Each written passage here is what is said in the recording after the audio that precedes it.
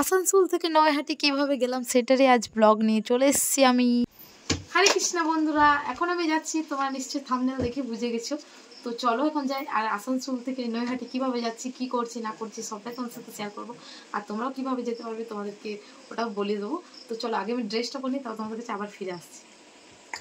এখন আসানসোল স্টেশনে ট্রেনে চেপে গেছি, এবার যাচ্ছি নৈহাটি। কিভাবে যাবে সেটাই তোমাদেরকে বলছি। তো চলো বলি, এখন চেপে গেছি 6:40-এর ট্রেনে, আর নেমে গেছি 9:40-এর ট্রেনে। আসানসোল থেকে রোজ মানে অ্যাভেলেবেল থাকে ওই ট্রেনটা 6:40-এর, আর নেমে যাবে 9:40-এ। আমি টাইমিংটা এরকমই ঠিক বলছি, মানে আমার তরফ থেকে এটাই টাইমিং ঠিক আছে যে 6:40-এ চাপো, 9:40-এ নেমে যাও, ঠিক টাইমে পুজোটা দেওয়া হয়ে যাবে। তো এখন নেমে গেছি, নেমে পরে সিঁড়ির থেকে নেমে দেখো এই রাস্তাটা যাচ্ছে, এই রাস্তাতে তোমরা পের হয়ে সিধা পেয়ে যাবে মায়ের মন্দির। অনেকজনে বলবে টোটো ধরো, কিন্তু তোমরা টোটোতে যাও না, কারণ সামনে আছে। তো এখন এই দেখো মায়ের মন্দিরের সামনে চলে এসেছি, এখন যাচ্ছি গঙ্গার ঘাট। গঙ্গার ঘাট থেকে এসে তোমাদেরকে পুরোটা বলছি।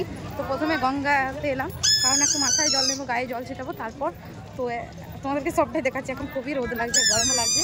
তো এই দেখো গঙ্গাটা দেখতে খুবই সুন্দর লাগছে। তারপর এখানে আমাদের তরুণ এখন স্নান করছে, আর রাজ আর অনুজ দাঁড়িয়ে আছে, আর পেছনে সবাই আসছে। তো চলো যাই।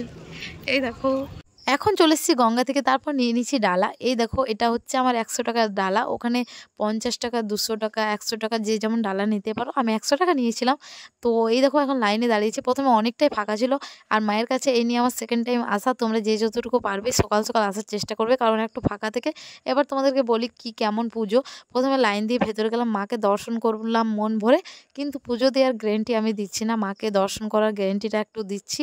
যেহেতু যারা টাকা দিচ্ছে তাদেরই জলদি জলদি পুজো করে দিচ্ছে, এমন না আমাদের পুজো হয়নি, আমাদের হয়েছে, কারণ তরুণদা একটা জিনিস দিয়েছে, তাই আমরা আগে দাঁড়িয়েছিলাম, তাই আমাদের পুজোটা দেওয়া হয়ে গেছে মনের মতো করে। মানে মনের মতো করে কি ডালাটা নিল, পুজো করে দিল। এত ভিড়ে ওরকম পুজো করেছে, ওটাই আমার কাছে অনেকটাই মানে ভালো, অনেকটাই মন শান্তি করার মতন। যেহেতু কিন্তু কিছু কিছু মানুষের তাদের পুজোই হয়নি, পুলিশে ডাইরেক্ট বের করে দিচ্ছে, এটা কিন্তু আমার খুব একটা ভালো লাগেনি, অনেকটাই খারাপ লেগেছে।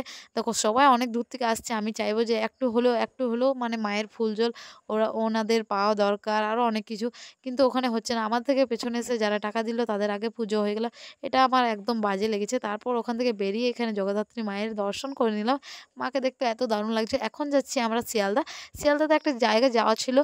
শিয়ালদাতে কোন জায়গায় যাওয়া ছিল আমার কিন্তু ঠিক মনে পড়ছে না, কিন্তু আমাদেরকে তরুণদা নিয়ে যাচ্ছিলো। তো শিয়ালদায় নেমে আমরা বাস ধরে যাচ্ছিলাম, তারপর বাস থেকে নেমে এত বৃষ্টি, ধারণা বাইরে, মানে কি বলবো তোমাদেরকে, ওই ভিডিওগুলো যদি তোমাদের সাথে শেয়ার করতাম না, আমি সত্যি বলছি এত আমার ভিউজ আসতো, আমি ফেমাস হয়ে যেতাম। এত ভিজে গেছি পুরো, মানে বাস থেকে নেমে না, মানে জায়গা কি একটু জায়গা নেই যে মাথার উপর একটা কিছু থাকবে যে ভিজবো না, মানে এতটা, মানে কি বলবো তোমাদেরকে। এখনও পর্যন্ত যে ভিডিও করছি আমি, এখন তো আমি প্রায় 6টা বাজে ট্রেনে, তো তখনও আমরা ভিজেই ছিলাম, পুরো ভিজে গেছে, মাথার থেকে সব কিছু ভিজে গেছে। তারপর ট্রেনে আমি ওপরে চেপেছি, এত ভয় লাগছে সেটা একমাত্র আমি জানি, প্রথমবার ওপরে বসেছি, ভয় তো খুবই লাগছিলো। তারপরে এলাম রেস্টুরেন্টে, খাবার টাবার খেয়ে বাড়ি চলে এসেছি।